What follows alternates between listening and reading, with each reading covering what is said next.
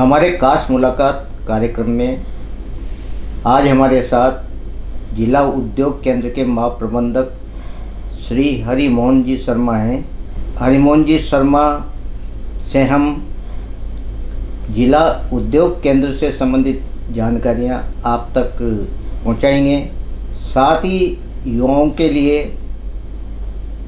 इस विभाग से क्या लोन की सुविधा है या और क्या चीज़ें लोगों तक मतलब लोगों के सृजन के लिए है, ये इनसे जानेंगे। आइए हम बात करते हैं महाप्रबंधक हरिमोहन जी शर्मा से।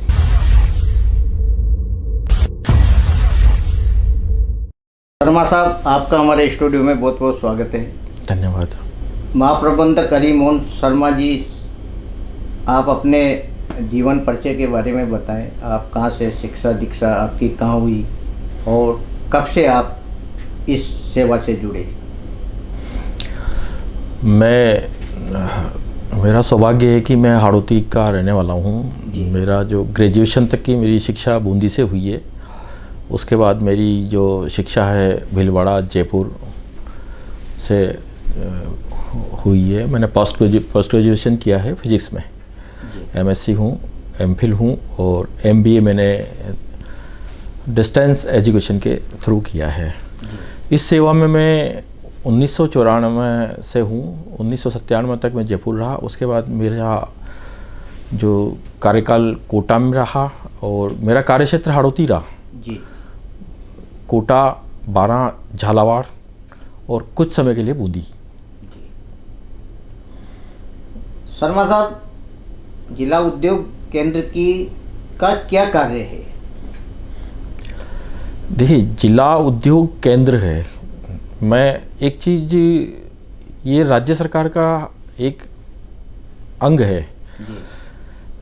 अब इसके पीछे केंद्र क्यों है, बाकी सबके पीछे विभाग क्यों हैं? जी।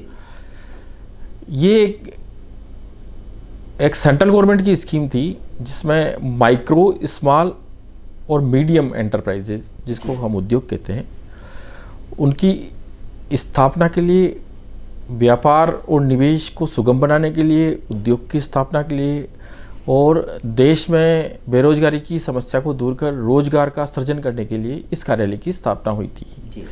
यह जिला उद्योग केंद्र प्रत्येक जिले में कार्यरत है। राजस्थान में नहीं, देश के प्रत्येक जिले में ये कार्यरत है। शर्मा जी, जिला उद्योग केंद्र की क्या क्या योजनाएं हैं जो आमजन इससे समझ सकता है? देखिए, जैसा कि मैंने बताया आपको कि जिला उद्योग केंद्र का जो उद्देश्य है व्यापार और उद्योग के और देश और प्रदेश में निवेश को बढ़ावा देना और रोजगार का सृजन करना, यह है। तो इसके लिए सरकार ने कई सारी योजनाएं हैं जो विभाग के माध्यम से अभी संचालन में है, जिनसे एक उद्योगों को एक इंसेंटिव के रूप में हम देते हैं, अनुदान भी देते हैं ताकि वो अपना व्यापार सुगमता से चला सके, उद्योग को सुगमता से चला सके और उनको जो लोन लेते हैं उसमें कुछ आसानी हो। तो इसके लिए सरकार, केंद्र सरकार की और राज्य सरकार की कुछ महत्वपूर्ण योजना है जिनको मैं आपको बता देता हूँ। जैसे प्रधानमंत्री रोजगार सृजन योजना है, ये केंद्र सरकार की बहुत ही महत्वपूर्ण और सफलतापूर्वक संचालित योजना है। ये 2008 से लगातार संचालित है। इस प्रकार से राज्य सरकार की योजनाओं में मुख्यमंत्री लघु उद्योग प्रोत्साहन योजना है, डॉक्टर भीमराव अंबेडकर दलित आदिवासी उद्यम प्रोत्साहन योजना है, मुख्यमंत्री युवा उद्यम प्रोत्साहन योजना है, राजस्थान निवेश प्रोत्साहन योजना 2019 और 2022 है। इसके अतिरिक्त एक बहुत ही महत्वपूर्ण जो योजना है अभी, जो कि अभी पूरे देश में सितंबर 2023 में ही इसका शुभारंभ किया गया था माननीय प्रधानमंत्री महोदय द्वारा, प्रधानमंत्री विश्वकर्मा योजना। ये विभिन्न योजनाएं आम जनता को उद्योग और व्यापार की तरफ आकर्षित करने के लिए संचालित की जा रही है। शर्मा जी, जो जिला उद्योग केंद्र है, इसमें प्रधानमंत्री लघु योजना क्या है? प्रधानमंत्री लघु उद्योग प्रोत्साहन योजना है। मैं हर योजना की आपको एक संक्षिप्त सी जानकारी दे दूं। प्रधानमंत्री लघु उद्योग प्रोत्साहन योजना है, ये 2019 से संचालित थी 5 वर्ष के लिए और मार्च 2024 तक है। इसमें हमारे पास हम जो उद्यमी जो है, चाहे वो नया हो चाहे वो उसका विस्तार करना चाह रहा हो, वो जो बैंकों के माध्यम से लोन लेता है उस पर ब्याज अनुदान विभाग उनको उपलब्ध करवाता है। इसमें हमारी स्लैब्स बनी हुई है। 25 लाख तक का जो लोन अगर कोई बैंक उनको देता है तो उस पर हम 8% ब्याज की सब्सिडी देते हैं। 25 लाख से 5 करोड़ का जो अगर उसका लोन है तो उसको 6% ब्याज की छूट देते हैं, और 5 करोड़ से 10 करोड़ तक की जो लोन है उस पर हम 5% ब्याज की छूट उपलब्ध करवाते हैं। विभाग उपलब्ध 5 साल तक उनको देता है ये। और इस योजना में अभी हमारे पास लाभान्वित जो हैं 2019 से, उनकी संख्या लगभग 300 से ज़्यादा है। प्रति वर्ष हम लगभग 200 से 300 जो व्यापारी व उद्यमी हैं इसका लाभ पहुंचा रहे हैं और सबको अनुदान मिल रहा है। उन्होंने उद्योग स्थापित भी किया है और काफ़ी सफलतापूर्वक संचालन भी कर रहे हैं। इसी तरह प्रधानमंत्री रोजगार सृजन योजना है जो 2008 से संचालित है और केंद्र सरकार की महत्वपूर्ण योजना है। इसके 3 नोडल जो विभाग हैं वो हैं, जिला उद्योग केंद्र भी है और खादी बोर्ड भी है और खादी कमीशन भी है। तीनों इस योजना का संचालन करते हैं। इस योजना में कैपिटल सब्सिडी दी जाती है। इसमें मैन्युफैक्चरिंग सेक्टर और सर्विस सेक्टर पे कोई काम कर रहा है और उसको लोन लेना है तो मैन्युफैक्चरिंग सेक्टर जो है, विनिर्माण जो क्षेत्र है, उसमें 50 लाख तक के लोन पर उनको सब्सिडी दी जाती है और सेवा क्षेत्र में 20 लाख तक के लोन पर उनको सब्सिडी दी जाती है। सब्सिडी का जो वो प्रकार है वो इस तरह से है कि ग्रामीण क्षेत्र में यदि जनरल कास्ट का है तो उसको 25% उसकी जो लोन अमाउंट है उसका, प्रोजेक्ट कॉस्ट का 25%, और अगर वो रिजर्व कैटेगरी से है तो उसका 35% ग्रामीण क्षेत्र में वो उसको अनुदान दिया जाता है। और वही शहरी क्षेत्र में है तो वो जनरल कास्ट के लिए है 15% और जो रिज़र्व है उनके लिए 25% है। अब इसमें सबसे इम्पोर्टेंट बात यह है कि महिलाओं को भी वही सब्सिडी मिलती है, 25% शहरी क्षेत्र में और 35% ग्रामीण क्षेत्र में, और 3 साल तक वो उद्योग को सफलतापूर्वक संचालित कर लेते हैं तो ये जो सब्सिडी का अमाउंट है उनके खाते में ट्रांसफ़र होता है। शर्मा जी, मान लो जिला उद्योग केंद्र से किसी उद्योग की स्थापना के लिए आवेदन कैसे करें लोन पाने के? देखिए, आजकल आवेदन का अब सारा सिस्टम ऑनलाइन हो गया है। प्रधानमंत्री रोजगार सृजन कार्यक्रम में PMEGP KVIC online.gov.in पे जाकर ऑनलाइन एप्लीकेशन सबमिट करता है आवेदक। वो जो आवेदन है वो हमारे पास जो उनके ID पासवर्ड होते हैं उससे हमारे पास आता है, हम उसको देखते हैं और वो सही होता है तो उसको हम बैंक को फॉरवर्ड कर देते हैं। और बैंक की जो फॉर्मेलिटीज़ है, फिर बैंक उनको फ़ोन करके बुलाता है कि भाई आपकी एक आवेदन आया है, आप लोन लेना चाहते हैं, आप हमारे पास आएँ और हमारी जो भी दस्तावेज हैं उनको कंप्लीट करें। तो आजकल ये कोई उनको ऑफिस के चक्कर काटना या कोई किसी जगह पर जाना वो सब बंद हो गया। आप कोई इंटरव्यू के लिए जाना है या वो सब कुछ भी नहीं है। इसी तरह मुख्यमंत्री लघु उद्योग प्रोत्साहन योजना है, उसमें जो SSO ID के थ्रू ऑनलाइन आवेदन होता है। इसमें हम 10 लाख तक के जो आवेदन है, 10 लाख तक के जो ऋण के जो आवेदन हैं उनमें आवेदक को नहीं बुलाते हैं। उनका एप्लीकेशन फॉर्म अगर कंप्लीट है तो हम उसको सीधा बैंक को प्रेषित कर देते हैं। 10 लाख से ऊपर की जो भी आवेदन है उनकी प्रत्येक माह हमारी समिति की बैठक होती है, जिला स्तरीय टास्क फोर्स समिति की बैठक। उस समिति की बैठक में आवेदक को बुलाया जाता है। उसका एक संक्षिप्त सा इंटरव्यू होता है कि प्रोजेक्ट के बारे में उसको क्या जानकारी है। उस जानकारी के आधार पर उसके फॉर्म को हम बैंक को फॉरवर्ड कर देते हैं और जब बैंक उनको लोन दे देता है, वो अपना प्रोजेक्ट स्थापित कर लेते हैं, तो उनको प्रत्येक तिमाही पर जो क्लेम आते हैं उन क्लेम के आधार पर उनके ब्याज का जो निर्धारित है योजना में उनका भुगतान कर दिया जाता है। वो ऑनलाइन होता है, खाते में होता है। शर्मा जी, ग्रामीण और कस्बाई क्षेत्र में जो छोटे लोन दिए जाते हैं जैसे 40,000 का, तो वो कौन सी योजना है जिससे छोटे लोग अपना व्यापार सृजन करते हैं? ये इसमें अपर लिमिट है साहब। ये जो भी स्कीम है सरकार की उसमें अपर लिमिट है। लोअर लिमिट में वो कितना भी लोन ले, वो 1 लाख भी ले सकता है। उसकी ज़रूरत अगर 50, जैसे कोई हस्तशिल्पी है या कोई बुनकर है, उनकी ज़रूरत 50,000 की होती है तो 50,000 भी ले सकता है। अभी अपना जैसे कोटा है, कोटा डोरिया यहाँ का एक अपना जो प्रमुख वो है उत्पाद है यहाँ का, जो बुनकर हैंडमेड साड़ीज़ बनती है, उनके बुनकरों को जो आवश्यकता है 1 लाख के लोन की होती है ज़्यादा से ज़्यादा, क्योंकि उनको एक लूम लगाना होता है, थोड़ा कच्चा माल में यार्न खरीदना होता है, वो होता है। तो 1 लाख से कम के लोन भी उनको दिए गए हैं और उन पर 100% ब्याज का भुगतान राज्य सरकार द्वारा किया जाता है 5 साल तक। जो हस्तशिल्पी और बुनकरों के लिए जो लोन ले रहे हैं वो 2 लाख तक के लोन पर उनका जो भी ब्याज बैंक लेगी उसका भुगतान 5 साल तक सरकार करेगी। ऐसा शर्मा जी, ऐसा भी है कि जो मान लो 50% तक लोन माफ़ी होती है, ऐसी भी योजना है कि इसमें? 50% तक नहीं, लोन माफ़ी नहीं, ऐसा कोई योजना नहीं है जिसमें 50% तक माफ़ी होती हो। लेकिन जो व्यापार और उद्योग को सबसे ज़्यादा जो सामना करना पड़ता है शुरुआत के दिनों में करना पड़ता है। एक तो वो अपने आप को स्थापित करने के लिए संघर्ष कर रहा होता है, उसी वक्त उसको ब्याज जो उसने लोन लिया वो ज़्यादा देना पड़ता है। तो उसमें सरकार एक राहत प्रदान करती है अनुदान के माध्यम से। तो शुरुआत में उसको जो उसका जो आर्थिक जो भार है ना उसको कम कर दिया जाता है और 5 साल में उद्योग भी स्थापित हो जाता है।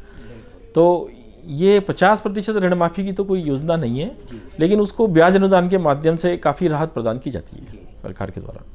ये जो प्रधानमंत्री जो सृजन योजना आप बता रहे हैं, तो इसमें जिले में कितने लोग इससे जुड़े हैं सर अभी तक आप के पास जो आवेदन आए हों? देखिए, हमारा जो अभी एग्जैक्ट फिगर तो अभी मैं लेकर नहीं आया, लेकिन इसमें यह है कि हम बात करें तो लगभग हम हर साल इसमें टारगेट जो आते हैं 50 से 60 के आते हैं, तो लगभग हम प्रतिवर्ष ये मान लो कि 100 के लगभग जो हैं उद्यमी और व्यापारी इससे लाभान्वित होते हैं।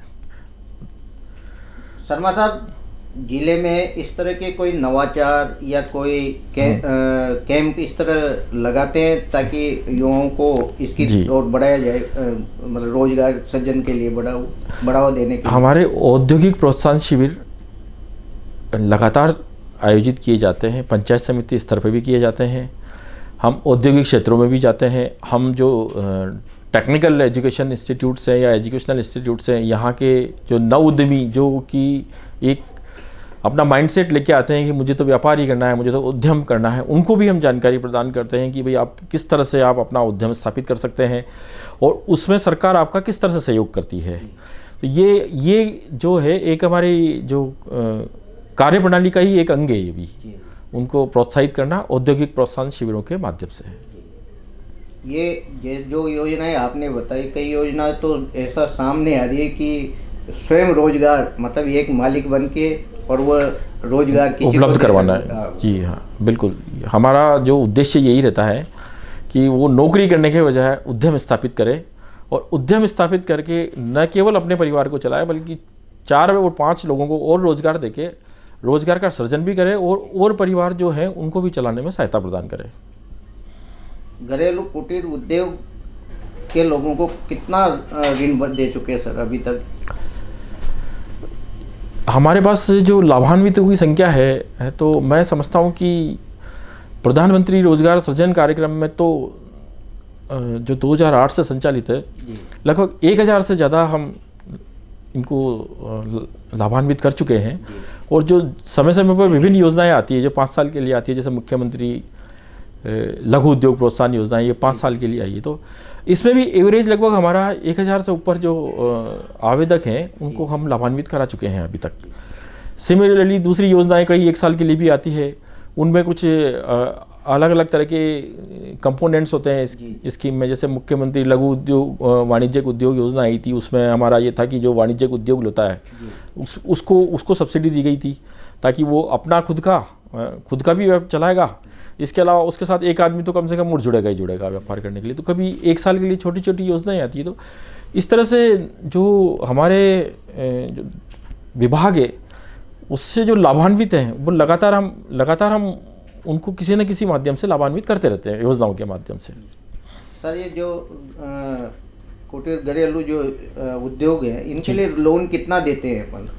उनकी प्रोजेक्ट कॉस्ट क्या है जी, ये इस पर डिपेंड करता है। उनकी मशीनरी कितनी की आएगी, उसके बाद उनकी जो कार्यशील पूंजी की कितनी आवश्यकता होगी, इसका असेसमेंट हम भी करते हैं हमारे प्राथमिक तौर पर, और बैंक भी करता है।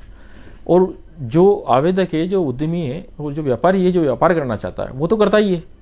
उसको तो पता होता है कि मुझे कितना लोन लेना है, क्योंकि उनको चुकाना भी है। सरकार का अनुदान अपनी जगह आएगा, लेकिन उनको बाकी तो चुकाना ही है, तो वो भी करता है। तो उसका तीन लेवल पर उसका हम एक तरह से परीक्षण हो जाता है उसका। उसके माध्यम से फिर वो परीक्षण के माध्यम से उनको बैंक लोन वितरित करती है और हमारे पास अनुदान के लिए वो प्रकरण आते हैं।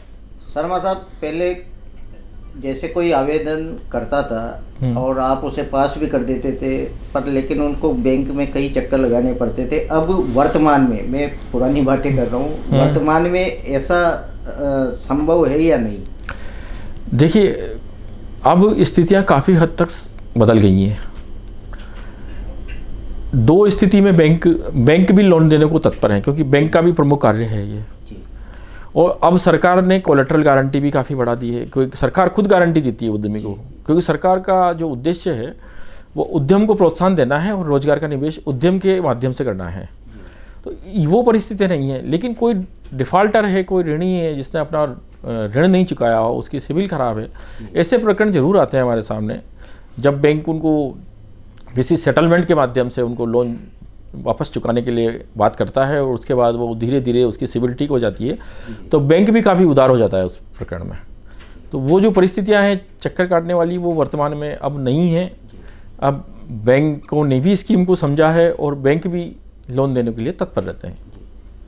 शर्मा साहब, आप जिले के जो उद्यमी हैं, नव युवक हैं, उनको क्या संदेश देना चाहेंगे जिला उद्योग केंद्र की योजनाओं के बारे में, कि इससे जुड़े और मतलब अपना लाभ ले?